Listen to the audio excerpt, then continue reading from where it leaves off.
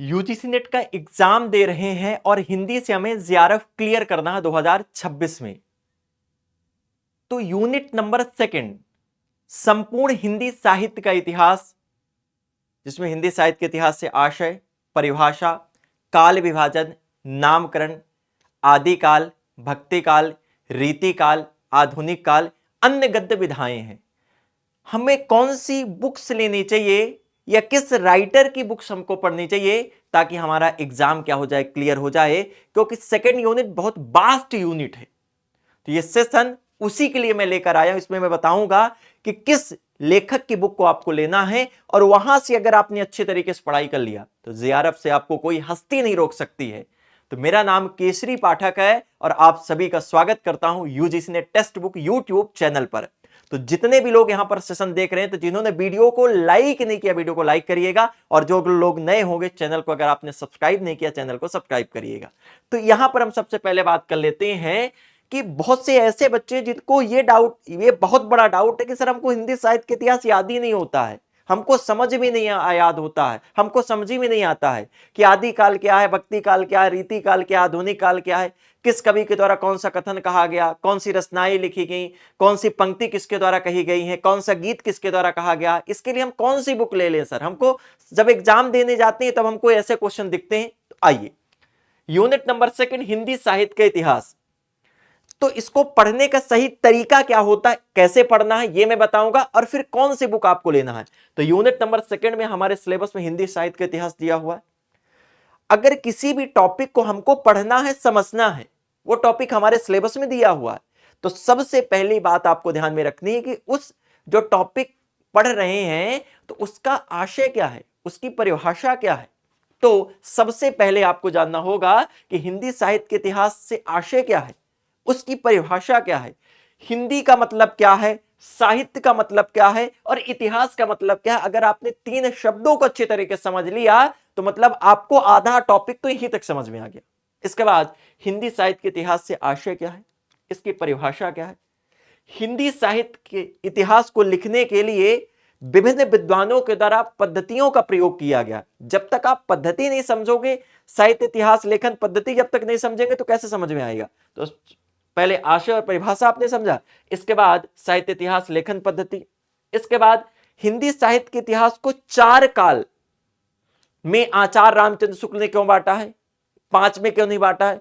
विभिन्न विद्वानों द्वारा काल विभाजन नामकरण किए गए हैं, तो काल विभाजन नामकरण, इसके बाद आदि काल, भक्ति काल, रीति काल, आधुनिक काल, ये पढ़िए। देन इसी यूनिट के अंतर्गत गद्य विधाएं, कविता, उपन्यास, कहानी, नाटक, निबंध, इसको फिर आपसे पढ़ना है।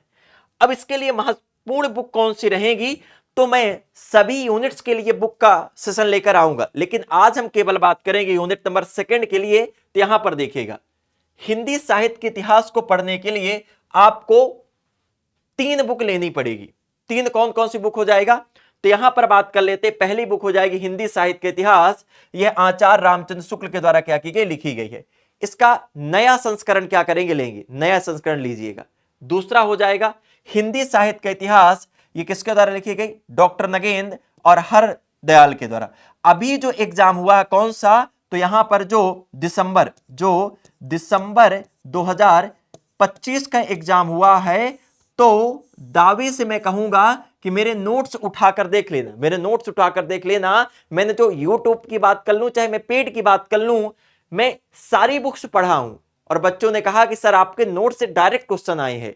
मैं इसी बुक को ज्यादा फॉलो किया था, यहां से भी प्रश्न आए हैं, लेकिन हिंदी साहित्य के इतिहास जो हो जाएगा डॉक्टर नगेंद्र और हरदयाल का, यहां से इस बार के एग्जाम में सबसे ज्यादा क्वेश्चन आए, ये बुक आपको पास होनी चाहिए। और तीसरा हो जाएगा हजारी प्रसाद द्विवेदी के द्वारा लिखी गई, कौन सा हो जाएगा, हिंदी साहित्य का आदिकाल। ये तो हिंदी साहित्य के इतिहास को पढ़ना है तो तीन बुक्स को आपको देखो अच्छे तरीके से लेना, और इन बुक को अच्छे तरीके से पढ़ना पड़ेगा।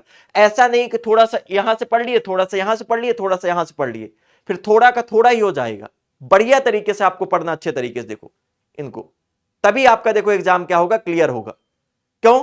क्योंकि आप देख रहे होंगे, एक बात मैं कहूंगा कि अगर आपको देखो यूजीसी नेट का एग्जाम क्लियर करना, तो इसके लिए आपके पास पेपर 1 प्लस पेपर 2 का पूरा कंटेंट आपके पास होना चाहिए। ऐसा नहीं है कि बस थोड़ा सा पढ़ लिया एग्जाम क्लियर हो जाएगा, बिल्कुल गलत बात है।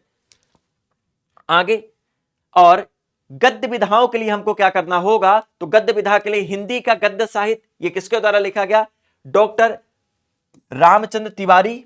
और इसके बाद हो जाएगा गद्य की विविध विधाएं, देवेंद्र कुमार गुप्त।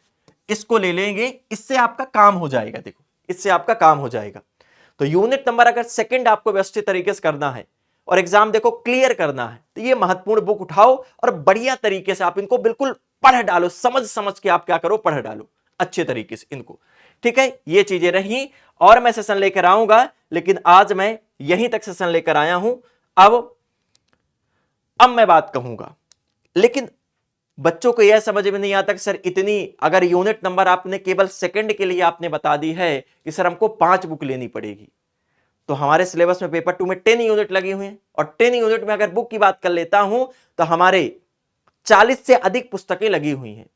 तो अगर इनका पूरा प्योर कंटेंट आप एक क्लास में पढ़ना चाहते हैं, unit by theory class, unit by test, unit by previous year question, unit by doubt session, notes, PDF, e book, test series, practice set, तो पूरा अगर कंबाइन पढ़ना चाहते हैं तो हमारे आप जुड़ सकते हैं जीएसपी बैच, जिसका नाम है गारंटेड सिलेक्शन प्रोग्राम। इसमें आपकी वीकली रिपोर्ट शेयर की जाएगी कि आपने कितने घंटे थ्योरी पढ़ा, कितने घंटे टेस्ट लगाया, कितने घंटे आपने प्रीवियस ईयर क्वेश्चन से लगाए। आप टेस्ट लगाओगे किस यूनिट से ज्यादा क्वेश्चंस आपके गलत हो रहे हैं, क्यों गलत हो रहे हैं, फिर से मैं पढ़ाऊंगा।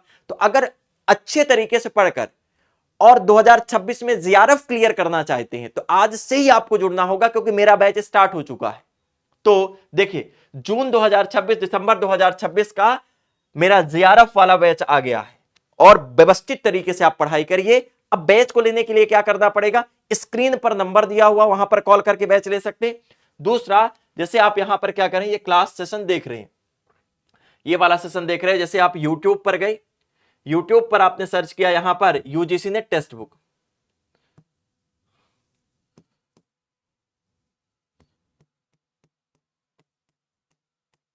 Text book, UGC net text book पर जैसे आप क्लिक करते हो, क्लिक करने के बाद यहां पर जैसे आपने सर्च किया, क्लिक किया, ये क्लिक करने के बाद यहां पर आप आओगे, और जैसे आप यहां पर नीचे आप डिस्क्रिप्शन में आ जाते हैं, डिस्क्रिप्शन में आ जाओगे तो ये देखोगे guaranteed selection program GSV, fill the form, ये फॉर्म फिल कर दोगे, हमारी टीम कांटेक्ट कर लेगी। सेकंड वाले लिंक पर क्लिक करोगे तो जाकर आप डायरेक्ट बैच के लिंक पर पहुंच जाएंगे, और यहां से बैच लोगे और मेरा नाम कूपन कोड केसरी लगाओगे, एक्स्ट्रा डिस्काउंट आपको मिलेगा। बैच की प्राइस, जो भी डाउट है तो आप स्क्रीन पर नंबर दिया, उस पर कॉल करके जाकर आप संबंधित अपने डाउट्स क्लियर कर सकते हैं। लेकिन एक बात कहूंगा, अगर आपको देखो जीआरएफ क्लियर करना है तो ईमानदारी से आपको पढ़ना होगा। अगर यह सोच के बैठे होगे कि नहीं मैं फॉर्म फिल हो जाएंगे फिर मैं पढ़ूंगा एग्जाम क्लियर हो जाएगा, नहीं होगा बेटा।